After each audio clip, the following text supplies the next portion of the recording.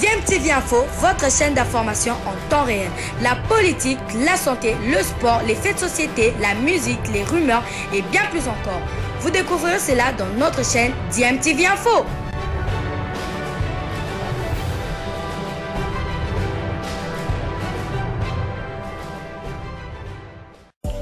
Vous êtes sur DMTV, bonjour ou bonsoir, tout dépend de l'heure à laquelle vous nous suivez. Tout plaisir est pour nous de vous retrouver, mais surtout de savoir que vous êtes nombreux en train de suivre votre chaîne YouTube DMTV. DMTV qui vous propose l'actualité, vous propose également des analyses et des réflexions sur des sujets d'actualité, sur des faits sociaux, tout simplement sur des réalités que nous observons ici chez nous en République démocratique du Congo. On va commencer avec du football et le stage de Léopard Ngalaye Moukaou est suspendu pour ce stage du mois de juin. Le milieu de terrain de Lille ne s'est pas présenté au rassemblement des Léopards qui a démarré depuis dimanche à Orléans en France, sans toutefois justifier son absence. C'est ce qu'a annoncé la Fédération congolaise de football association dans un communiqué lundi. Le staff technique a donc pris la décision de le suspendre, tenant à faire respecter le règlement intérieur de l'équipe.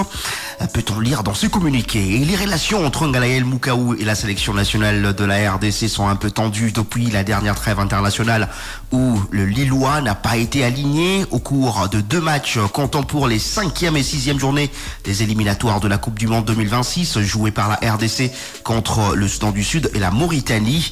Et cette supposée suppression des photos de l'équipe nationale de son compte Instagram suite à la frustration. Pour l'analyste sportif Gédélus Coupa, le staff technique a raison de sanctionner Ngalaye Moukaou pour cette absence non justifiée. En l'écoutant. Je crois que l'absence de Ngalaye Moukaou au rassemblement des Léopards en France est consécutive aux rumeurs qui ont circulé au mois de mars dernier, disant que le joueur a été frustré de sa situation en sélection parce qu'il ne jouait pas. Il aurait même supprimé les photos de la sélection nationale de son compte Instagram. Et aujourd'hui, tous nous apprenons que le joueur a refusé de répondre à l'appel. Il n'a pas fait des justificatifs. Il n'a vraiment pas donné de raison de son absence. Et voilà aujourd'hui qu'il est sanctionné. Sanctionné, c'est vrai que cette sanction tombe un peu mal parce que certains s'attendaient de voir un joueur talentueux comme lui être de la sélection. Mais malheureusement, malgré le talent, il faut qu'il y ait de la discipline. Le joueur a été sanctionné. Moi, je crois que cette discipline devrait rester un peu longtemps possible. Si le joueur va faire des excuses à la sélection ou au sélectionneur ou même à la nation, qu'il les fasse pourvu qu'il intègre la sélection. S'il refuse carrément de faire des excuses, je crois que les staff techniques devraient maintenir peut-être cette décision de les sanctionner ou aller le voir carrément, parler avec lui, comprendre tout ce qui se passe autour du joueur parce que rappelons que c'est un joueur de 20 ans qui peut être emporté par des émotions, mais qu'à cela ne tienne, c'est une mauvaise décision de sa part et une très bonne décision de la part du staff technique de les sanctionner puisque son geste mérite vraiment une sanction.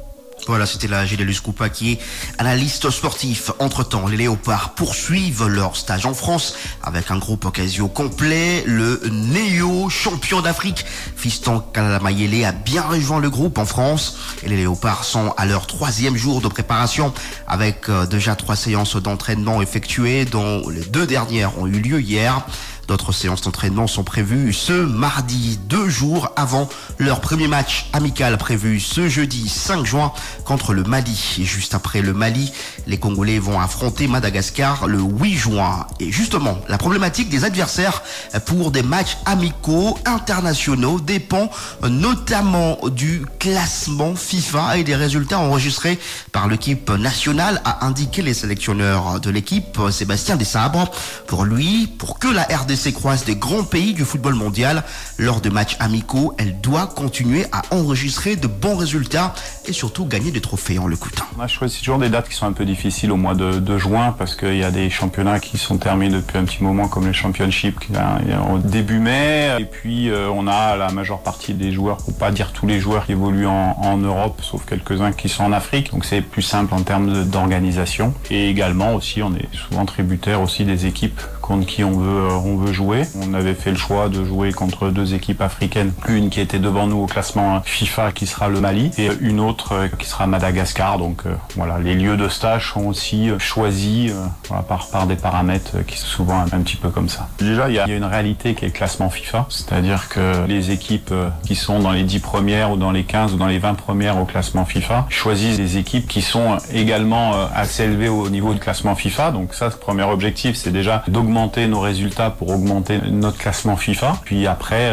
d'être sollicité ou de solliciter des équipes d'un plus gros calibre. Mais je veux dire, aujourd'hui, si demain on se qualifie pour la Coupe du Monde, si demain on gagne une CAN, si demain on continue à progresser, ouais, on sera au niveau. Mais aujourd'hui, la réalité, c'est qu'on doit continuer à travailler en toute humilité. Et même si on a une très bonne équipe, avec des très bons joueurs capables de rivaliser avec les nations européennes, bah, aujourd'hui, on doit encore prouver sur la scène africaine qu'on est dans les 10 premiers, voire dans les 5 premiers classements FIFA pour avoir ces sollicitations-là. Voilà, c'était là le sélectionneur de l'équipe nationale de la RDC, Sébastien de Sabre. C'est le dernier stage de la saison pour les léopards de la RDC qui vont se reposer avant de rentrer sur le terrain au mois de septembre prochain et se replonger dans les éliminatoires de la Coupe du Monde 2026 pour les comptes de 7e et 8e journée de ces éliminatoires, avec notamment une rencontre importante contre le Sénégal ici à Kinshasa et un déplacement contre le Soudan du Sud. La RDC pour l'instant occupe la première place de son groupe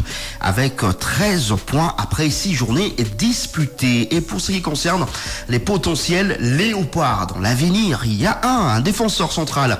Il s'agit de Willy Kambwala qui a manifesté son envie de jouer pour la République démocratique du Congo. Il joue à Villarreal en Espagne. On va y revenir au cours de prochaines éditions. On continue à parler des équipes nationales de la RDC. On quitte le monsieur pour parler de dames. Les léopards seniors dames qui jouent leur deuxième match amical aujourd'hui contre la Tanzanie, toujours à Dar es Salaam, où elles sont en stage depuis quelques jours maintenant. Elles ont été battues lors de leur premier match contre la même équipe tanzanienne. Mais aujourd'hui, le sélectionneur Hervé Happy pense que le résultat pourrait être positif et il va continuer sa mission, oui, de continuer à regarder les joueuses qui pourraient être présentes lors de la prochaine Coupe d'Afrique des Nations, car c'est le dernier stage avant la CAN qui aura lieu au mois de juillet prochain au Maroc. On écoute Hervé Happy. Quand on est arrivé, on est descendu de l'avion, on a fait une séance pour décrasser les joueuses. Ensuite, on s'est revu un petit peu l'après-midi et puis le lendemain, on a joué. Voilà. Là, maintenant, on a pu un petit peu nous organiser, voir dans quel système de jeu on veut jouer, voir tous les jeux, parce que le match de demain encore, c'est pour voir d'autres choses qu'on n'a pas encore vues. Voilà. Donc petit à petit, on se construit. Et puis, il n'y a pas que la construction d'une équipe, ce n'est pas que le terrain, c'est aussi le groupe.